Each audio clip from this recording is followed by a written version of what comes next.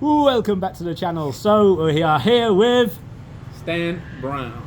Stanley Brown. Is it Stanley or Stan or Stanny? What do you like? You can call me anything you want, just call me to eat.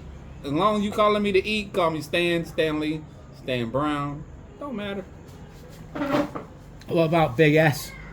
Big S, yeah, I'm a big dude, so Big S does pretty Fit the much bill. compliment me, doesn't it? So you're in Nosy B. Yes. Welcome to Nosy B. Thank you. So how's how long you been here now? Ooh, about 1 month, 2 weeks. And have you enjoyed yourself so far? Absolutely. I really enjoyed here. And you plan on coming back as well? You say? Absolutely. Yeah. Absolutely. So where you from originally? United States, Texas. From Texas. Yep, born and bred with the cows, bruh. Cows and horses. Cows and horses. Cowboys. Don't say steers or queers. Yeah. So what's Texas like? Oh gosh.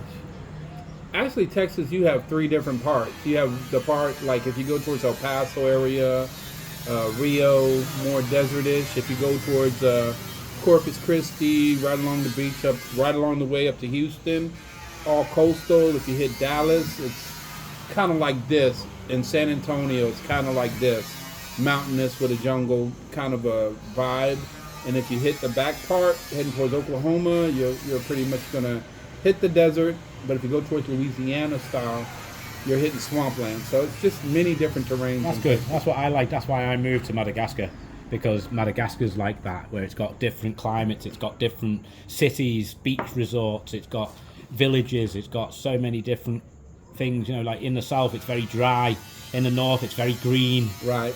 In the middle, it's not so warm most of the time. You know, especially in the low season, in the winter months, it's miserable sometimes there in Tanner and Antira Bay can be really, really cold. Now my question is, this time of year, is this like the winter month? Yeah. So would here it gets hotter uh-huh. in the winter and more humid Well, the winter, in Nosy B. according to European standards, Yeah. it's just the opposite. Yeah. Their winter is our summer is their winter. Yeah, Is that not true? Yeah, it's the opposite. Yeah. Yeah. So Yeah. I got here 2 days before the major almost storm. I mean, this storm was really, really bad, and Oh, the cyclone that come. Yeah, you brought the cyclone with you pretty much. it flew in, and I was like, "Come on, cyclone! I'm right here." As soon as I landed, I invited it over, but it extended its stay. It stayed too long. It was like for a full week, everything was like muddy, really bad. So how long have you lived in the States? Because you are traveling now, aren't you? You're not often in the States anymore, yeah? No, I'm not often in the States anymore. For the last 3 years, I think I've done 40 days in the United States. Oh, right. Yeah, I go home, take care of business, and then I'm back on the road again. And where have you been mainly in Madagascar? Not in Madagascar, apart from Madagascar, in the rest of the world. Where have you been for 3 years? I started off, I think my first stop was Tanzania, Dar es Salaam. And then I went, and that was during COVID. So Tanzania had a very lax COVID rule back then.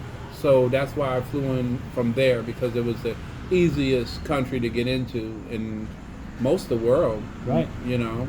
And then from Tanzania, I went to Phuket, Thailand. Right. And then from Phuket, Thailand, I went to Dominican Republic. And then from Dominican Republic, I went to Uganda. I went to Kenya. Then I went back to Tanzania, Dar es Salaam. And then I went back home. Came back from home. I came to I think it was Rwanda. And then from Rwanda, I came back to Tanzania. Then I flew here. Right. So you've been everywhere. Pretty much. Pretty much And everywhere. where's your favourite places so far? Well, you heard me say Tanzania more than once. I like Tanzania out of most of the places. Tanzania was... And it's English speaking? Yes, their second language is English. Their main language would be Swahili. Yeah. Swahili, and then they learn English in school, so you can manage a lot better than in most places. Like here you have French and you have Madagascan. Yeah. So it's like, it's a little bit rougher as far How as is it? You don't speak any French, yeah? Nope. You don't speak Malagasy. Just we. So how are you getting on? How are you communicating? How are you Translator. surviving? Google Translator gets me where I mostly need to be. Surprisingly, I would say if you hang in the major cities here, like Ambatoloaka or what's the other main city? Hellville, you will see more people that do speak English. Yeah. So you can get by a little bit better in the bigger cities here, which isn't a bigger city in most places, but it's... Yeah. Ambatoloaka is like it's not a city though, but it's like a little town, isn't it? Really? Yes. But it's tourist. It's a tourist trap, really, isn't it? A tourist zone. What do you think about that place? I like it. The first time I arrived here, my wife said to me, there's a place here, you're banned from going. That's what she said to me. Because I can see why. Right? She came here because I was in England, and she got a job in the government, and the government said, yeah, you need to start in a week's time. Right? So we were living in Manjunga with the kids. I'd gone back to England. We had the maid there as well, looking after the kids. And so Nancy'd come to Nosy B to live in Nosy B, brought her little suitcase. Right, Yeah. I'm flying back 2 days later after she moved here. Right. To Manjunga, going to Manjunga. I've got to pick the kids up, Right. and pick the suitcases up and the baggage. Right. There was some pots and pans and stuff. She said, all right, no worries. She said, just put it on the taxi bus, go to Tanner, transfer bus stations from one side of Tanner to the other, and then come to Nosy B on the taxi bus. I was like, oh, okay, no problem, babe. So I've got back to I've actually flew to Tanner and then got a taxi bus from Tanner to Manjunga. Seen how much stuff she'd left me. She'd left me like double beds, chests of drawers.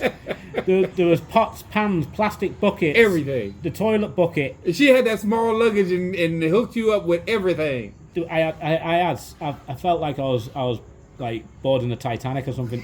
I swear to God, there's some famous dude. I had 16 suitcases and parcels and plastic bins. So you took the boat here from the main island. From the main island, I had to Nosy B. I had to take 2 taxi buses Uh-huh. with all that, unload it and reload it. Oh my God. And then I had to take it from the taxi bus to another taxi bus that took us to the port, onto a boat, off the boat, So you didn't into a fly, Star X, okay. and managed to hire a Star X to take it to a hotel in Hellville where we were staying, because she hadn't found a house yet. And then, she'd gone looking. She looked at this one that we're sat at the moment, the Airbnb that we've got. And she said, I feel sorry for the woman who owns it. She's got nothing. She's desperate. It was a foreigner who built the house, and then he died. Her husband died, and left her with basically a nice house, but no money to run it. No money nothing. to have it, right. So she was struggling here. So we ended up renting this place, but wow, that was a mission and a half, like. But the first time that I seen So you talking about this house or the house you live in now? No, this one here. This Okay. was the first So one we this is the rented. first one you stayed in? Yeah, the first one we rented. With no air conditioning? Nothing, no hot Oh, I'd have water. been dead. Broken, the kitchen Ooh. was broken, the whole thing was broken. I've like. been dead. I'm so spoiled, bro. I said to her, let me fix it up and then rent it out to foreigners. I'll get my money back that way over 3 years or something. Well, I guarantee you, this place here, you will get your money back. Oh, it's a great location. It is. Brilliant. I mean, I keep telling people I looked through Airbnb like for 2 months before I chose my location, just to see if the prices was going to go down, the fluctuation, to see if it was something I can get into, because I really don't like hotels. Yeah. I like to cook. I want to have my kitchen. I want to cook my own food. Yeah. I don't like eating out every night. I want a fridge. I want a microwave. So I like the basic things. You like the whenever I luxuries of travel. a Western life. Yeah, I'm spoiled. You know? They're I not don't- so easy to come by in Madagascar. Like No, they're you've not. got to pay for them. You want, do? You want luxuries. You want to be by the beach. You want to have aircon. The difference between a place by the beach and off the beach is $300. Or you want your own sole property Yes. with a swimming. You want a swimming pool. Ooh, you want a swimming pool. You want aircon. You're looking $700 a Or month by the beach. all day long. Long-term rental. You got to go up Airbnb for that. Then I've seen. Oh, it in Airbnb's like My God. big money. That's why people need to know people like you.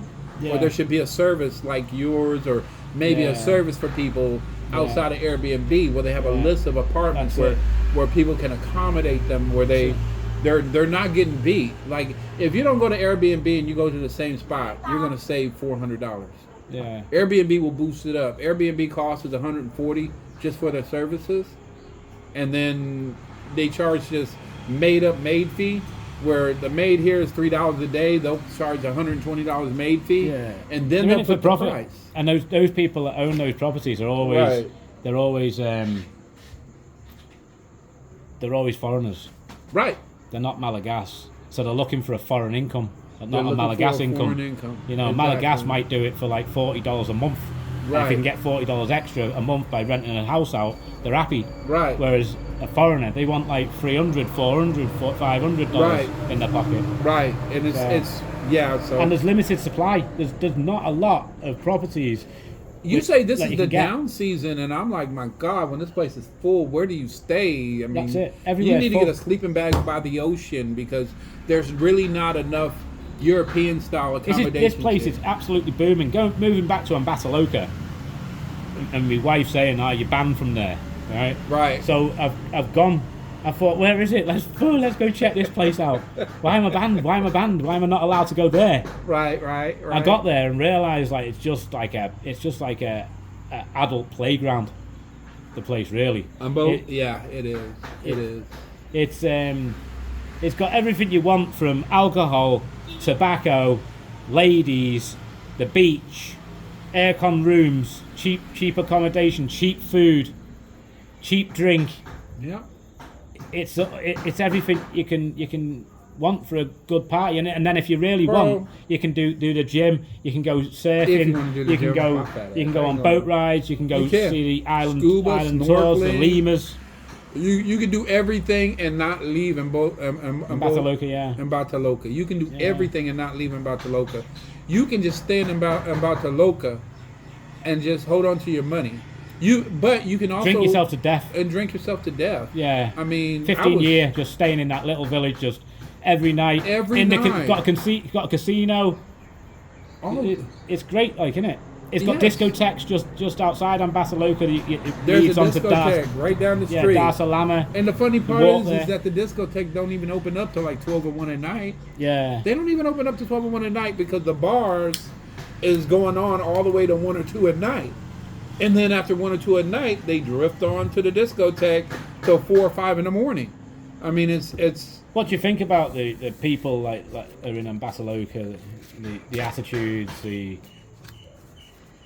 compared to the other places in Nosy? Because that is a tourist trap there. Whereas outside is where the people live on the tourist trap. Everybody there, you say it's about the local, right? Yeah. But I haven't seen a place here that there isn't money behind a smile. Yeah. I mean, don't get me wrong. Everybody's nice. They'll help you out. If you don't know, you put out the translator. They'll read. They'll help you out. This place is extremely courteous, extremely mannered. They all have. I mean, it's well mannered here too. I mean, I haven't seen one fist fight. I've seen maybe one argument. Don't see police, do you? And that's crazy. After when the sun goes down, the police go home. It's really crazy because coming from Europe, police go home when the sun goes down. No, I think if somebody did anything, they wouldn't be reported till 7 a.m. in the morning. Yeah. But it's like extremely safe. I mean, you can walk anywhere safe. I've been in, I rented a quad, right? And I went to Ambatoloaka to here, right? And it was so dark, all I could see was the light and the road. And as I'm driving, you see people like in your light walking in pitch black, and they're just doing it. It's so safe. When I walk of a nighttime in Europe, I feel I'm on the back of my neck. Like I've got my feeling buds going on the back of my neck. You do. To feel, is there somebody behind me? You do. And if there is, I need to check. I need to turn around. Right. I need to check who is behind me. What's in his hands? What do he look like? And what is he wearing? Can I take them? Can he hide a knife there or a gun there? Exactly. Whereas here, if I'm walking and I can hear people walking behind me, there are people walking behind me. they're going the same direction as me. That's what goes on in my head. Right. I don't think they're a danger. I don't No. turn around. I don't get worried. No. Which is nice, because it's like going back to the 80s in England, where you didn't have to lock your door. You could go out of the night. Your Yeah. kid could play on the streets. It was no problem. Whereas now, when you get it's here, not like that in West. when you get here, it's like when you're in Europe, you walk around with armor. It's like you have this invisible armor or this invisible force field around you. And when people get into your space, then you start to worry. Here, it's like you, after your first 3 days, it's like that just comes off of you. That fear, that in your space mentality, that it just waters away. And because you know it's all safe, you know? So what about the opportunities? Do you see any opportunities in Madagascar As far for the as people, or for foreigners, or for the locals? Do you see any? What do you see, like, as far as business or opportunities and that sort of thing goes, like bettering people's lives, bettering your own life, making money? you know, it's really hard if you're going to do something here, and this is my opinion, because you got to find somebody you can trust. Anything you do, you got to have a Madagascan with you. So, when it comes to money, that don't wear off. The trust don't wear off. The you got me don't wear off. It's always there. You know, now if you're married and you have kids here and things like that, that's a way more of a security blanket than if you're coming here. Oh, I want to invest and I want to do something here, and you pick somebody to do it with. It's very. Yeah, it can be. You can go home crying. You can. You know, I mean,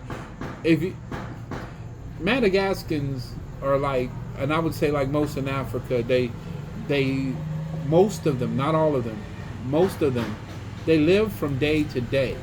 It's like they go make their money that day. They made their money that day. They have enough for drink, shelter, food. They made their money. They go home, and tomorrow, they're living for that day. Yeah, it's a whole new day. So when you're coming here and you're saying, well, I want to invest money, I want to do this, I want to do that, and they have a day-to-day mindset. When you invest your money and you see a return coming in, right? So if you invest $1,000, right, and you're seeing $50, $60 come in, their day-to-day kicks in. Your mind is set, well, I want to get my $1,000 back before I actually am going to say I'm coming over, I'm making money. But they say, well, the $1,000 gone today, I'm making $50 a day today.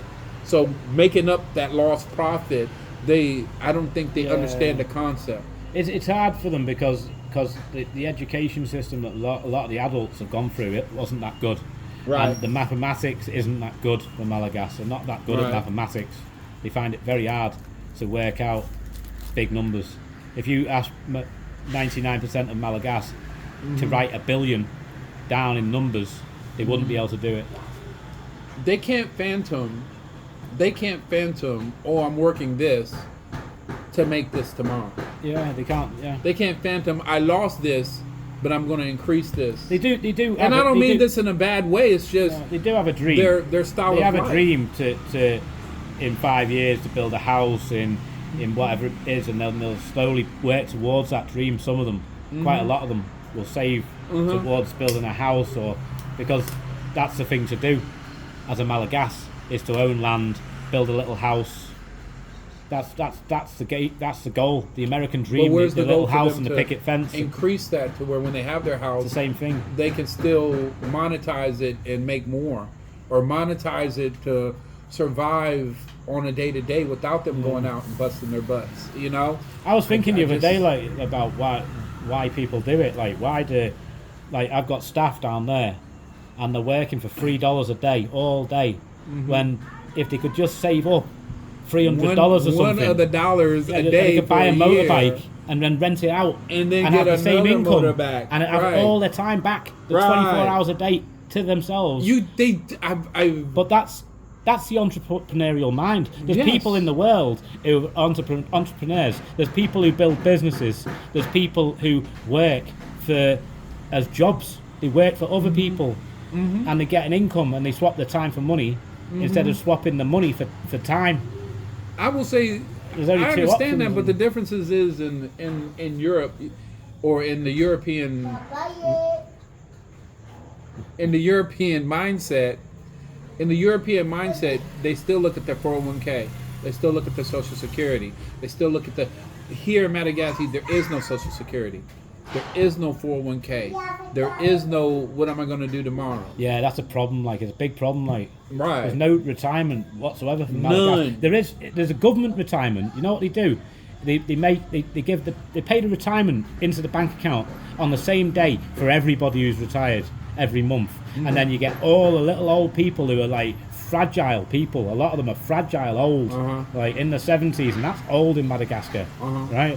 And they have to stand in line all morning from 8 o'clock till midday, and then the bank manager comes out and says, yeah, sorry, the rest of you will have to come back after lunch at 3 o'clock when we open back up. Oh my God. And then they all get to go back, and they queue up in the same order they were queued up in, and then the rest of them now you hit get one their thing. pension like they queued up in the same order. Yeah. You'll never get that in any other society. No, but they'll do that. Oh, I was here. No, when you release, you better be back. And if you don't leave, then you get to move up in line. There is other banks where the people won't do that.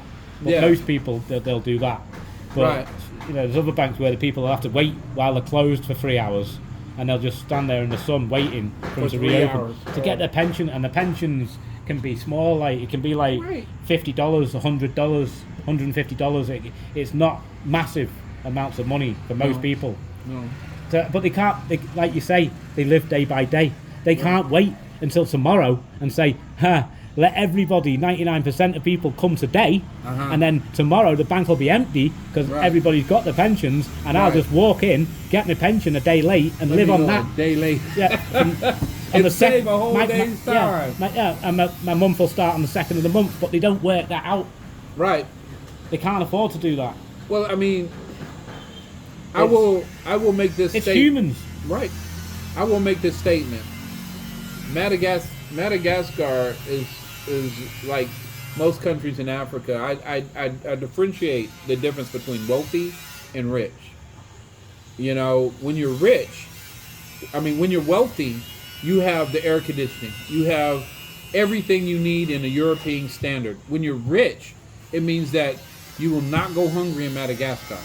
You will always have shelter in Madagascar. Now you may not have air conditioning, the wealthy part, but in Madagascar, you really can live. A Madagascan can really live without money.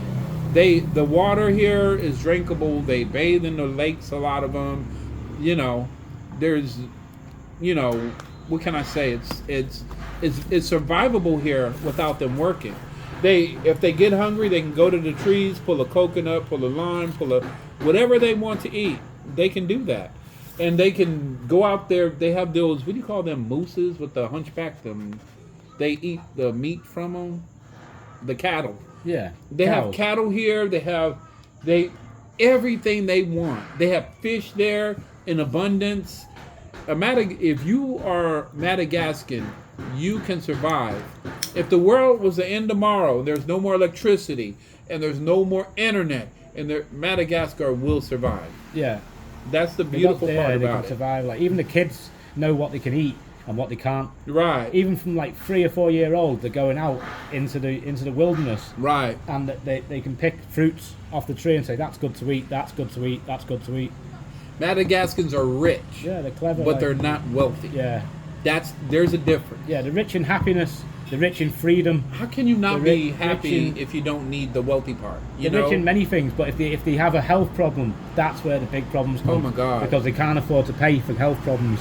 It's a problem. But I will say this, because of their diet, their system, their what do you call it? When you get sick, your system. Yeah. It's par one. I mean, they eat everything fresh. Metabolism. So, right. If they get a sickness or whatever, then their immune system is going to be able to. Immune system. That's the word I was looking for. Yeah. We'll be able to fight it off on most cases. Yeah. Everybody was worried. Oh my God, you got the coronavirus. But I'm gonna tell you, if your immune system is up to par, you don't smoke like I do, you don't get fat like I did, you don't. Then even in the Western world, you will kick that virus like it's a small cold if you don't have a pre-existing condition. Most Madagascans, every day they work. Every day they walk. Yeah, they're 5 strong. miles. and every they're fit day. and they're healthy, So and they eat healthy. Yes. They So mainly eat vegetables. right. But it's cheaper because meat's a novelty. Right. You know, so obviously meat's like once a week, twice a week. Maybe fish or meat once a week each. Yeah. You know, it's amazing. It's amazing. So, you know, when you talk most foreigners here probably live on $2,000, $1,500, Yeah, I don't know something that. like that a month. Most Malagasy live on $200. Yeah. You know, so it's Yeah. like foreigners will live on like 8 times to 12 times to 15 times Rice more. and beans. They eat Just the because porridge. they're habited, What's that foreigners are porridge habited they to eat, Mars bro? bars and stuff. Yeah. What's that porridge they eat? I saw it before. That it's like a Yeah, so it white is porridge. Yeah, it's like Is like it rice. It's like rice or Yeah, corn. it's like rice pudding. It's like rice pudding. Yeah, Man, they'll eat that without all milk. day, without the milk. and it's so good for them. But I'm like, and then they'll put the vegetables in it, Yeah, the greenery, and then they'll put